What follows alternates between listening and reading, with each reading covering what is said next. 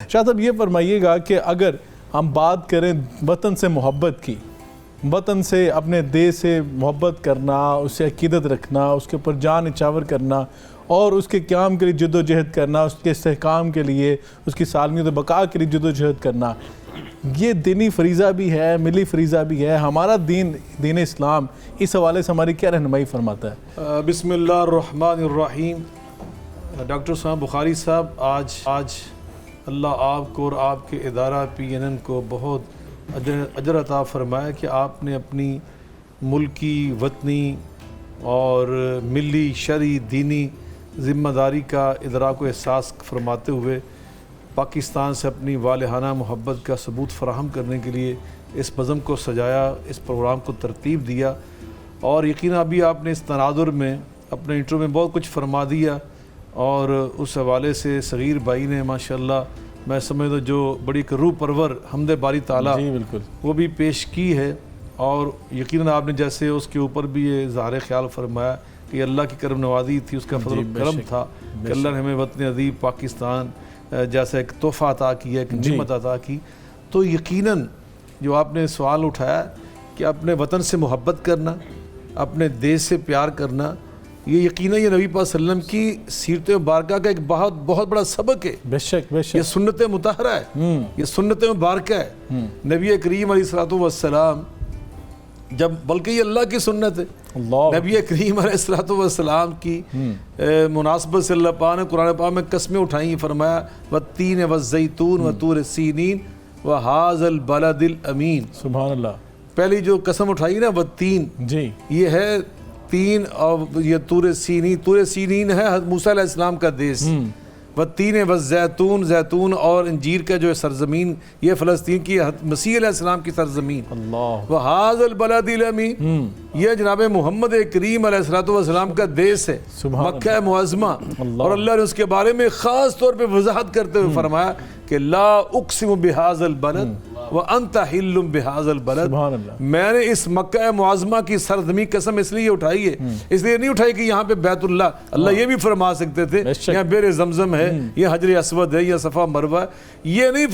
فرمایا تو یہ فرمایا کہ وانت حل بہذا البلد، سبحان اللہ، یہ میرے محبوب کا وطن ہے، یہ میرے حبیب کا دیس ہے۔ بے شک۔ تو اپنے حبیب کے دیس اور وطن سے محبت کرنا، یہ تو اللہ کی اپنی سنت مبارک ہے، اور خود نبی پاک صلی اللہ علیہ وسلم کی اپنے دیس سے محبت کا حال یہ تھا کہ جب آپ ہجرت کے موقع پر مکہ معظمہ سے روانہ ہو گئے، حزورہ کے مقام پر پہنچے، جامع ترمذی کے اندر یہ حدیث موجود ہے، آپ نے رخ انور بیت اللہ کی جانب اور مکہ معظمہ کی سرزمین کی جانب پھیر کر روتے ہوئے فرمایا تھا انک احب ارض اللہ الیہ لولا اخرجونی منک ما خرجت، اور ایک الفاظ ہے لولا اخرجت ما مکثت غیرک، اے سرزمین مکہ تو میرا باؤ اجداد سے میرا دیس اور وطن ہے، اگر یہ ظالم مجھے یہاں سے نکلنے پہ مجبور نہ کرتے تو میں تجھے چھوڑ کر کہیں اور نہ جاتا، مجھے اس دیس سے اتنی محبت ہے۔ اور جب آپ مکہ معظمہ سے ہجرت فرما کر مدینہ شریف تشریف لے آئے، جس کا نام اس کو مدینہ نہیں تھا، اس کا نام تھا یثرب، لیکن آپ کی تشریف آوری کی نسبت سے میرے اللہ پاک نے اس کا نام مدینۃ الرسول، سبحان اللہ، میرے رسول، میرے حبیب کا دیس، بے شک، میرے حبیب کا وطن، ان کا شہر، سٹی آف پراؤڈ صلی اللہ علیہ وسلم، مدینہ طیبہ،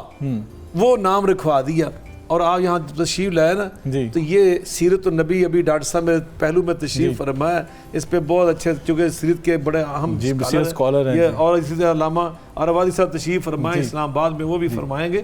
میں یہ عرض کرنا چاہتا ہوں، نبی پاک صلی اللہ علیہ وسلم، چونکہ بالکل میں چونکہ مدینہ منورہ میں 5 سال رہا ہوں یونیورسٹی میں، تو مجھے معلوم ہے ان چیزوں کا، خاص طور پہ کہ وہاں آب و ہوا مختلف تھی مکہ معظمہ سے، آب و ہوا الگ الگ تھی، پانی مختلف تھا، چنانچہ جتنے مہاجر صحابہ کرام رضوان اللہ علیہم اجمعین تھے، اہل بیت اطہار تھے، وہ سب ایک بخار کی زد میں آ گئے، افیکٹ ہوئے اسے، خود نبی پاک صلی اللہ علیہ وسلم کی ذات مبارکہ وہ بھی اس تکلیف میں مبتلا ہوئی۔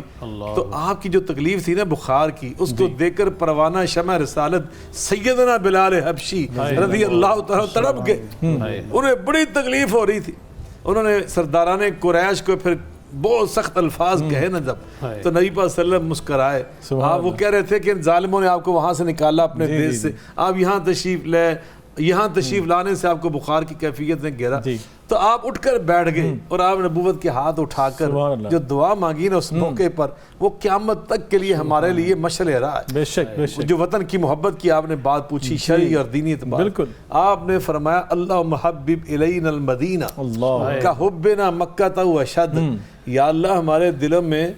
مدینے کو اسی طرح محبوب بنا دے جی۔ جیسے مکہ ہمارا پرانا دیس سبحان اللہ۔ محبوب تھا، لیکن وہاں اور الفاظ بھی آپ نے فرمایا او اشد، سبحان اللہ۔ کہ اب ہمارا دیس مدینہ ہے، اب ہماری ہجرت گاہ مدینہ ہے، دارالحکومت مدینہ منورہ سبحان ہے، اللہ، مدینہ طیبہ ہے۔ تو فرمایا یا اللہ اس کی محبت شدید تر شدید کر دے، یعنی کیا بہت اضافہ کر دے۔ یہ شاہ صاحب آپ نے بیان فرمایا کہ قرآن میں بھی اللہ تعالیٰ نے جو وطن سے محبت کرنا سکھائی اس کا درس دیا، اور اسی طرح آقا علیہ الصلوۃ والسلام کی سیرت سے بھی ایک جملہ کہنے کی اجازت دے جی دیں۔ جی بسم اللہ۔ پاکستان جو ہے نا ہمارا وطن جی۔ جس کی آج ہم بات کر رہے ہیں، پاکستان کا عربی میں ترجمہ کریں نا جی۔ تو پتہ کیا ترجمہ ہے؟ وہ مدینہ طیبہ۔ اللہ، مدینہ طیبہ کا ترجمہ کریں نا ہماری زبان میں، وہ وقت ہے پاکستان۔ سبحان تو یہ ہے پاکستان مدینہ طیبہ کا آپس میں بے رشتہ۔ شک، اور یقیناً مدینہ طیبہ کے بعد یہ دوسری میں سمجھتا ہوں کہ ریاست تھی جو کلمہ طیبہ کی بنیاد پر حاصل کی۔